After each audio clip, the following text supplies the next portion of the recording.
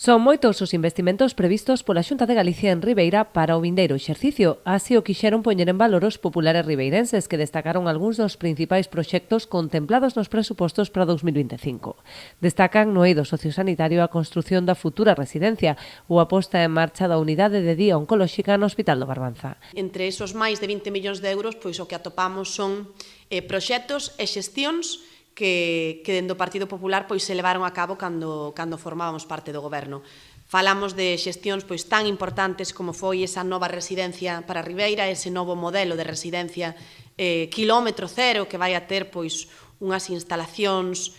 máis axeitadas á época post-Covid,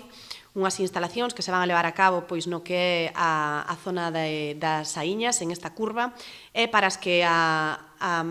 Consellería de Política Social da nosa veciña Fabiola García pois ten reservados este ano máis de 7 millóns de euros. Por outro lado, temos a inversión de 5 millóns para o Hospital do Barbanza, na que, dende logo, pois se van a priorizar pois o proxecto dese hospital de día oncolóxico. En materia de infraestructuras destacan tamén outras actuacións como a humanización da travesía AC305 o seu paso por Palmeira, a mellora da rede de abastecemento de auga coa ampliación da etapa de Padrón ou varias partidas con carácter plurianual para a variante de Ribeira ou a construción de pantaláns no Porto da Guiño. Están os 9 millóns de euros para a mellora do abastecemento da marxe dereita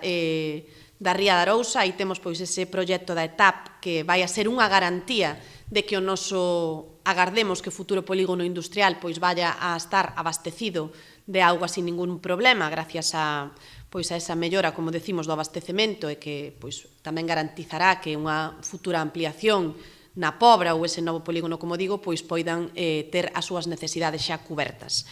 Contamos con 1,5 millón para a humanización da AC305 ao seu paso por Palmeira, un proxecto no que traballamos moitísimo da man tamén do arquitecto David Chipperfield e da veciñanza de Palmeira en todas aquelas continuas xuntanzas que houbo, e agradecer, pois, como non, á Consellería de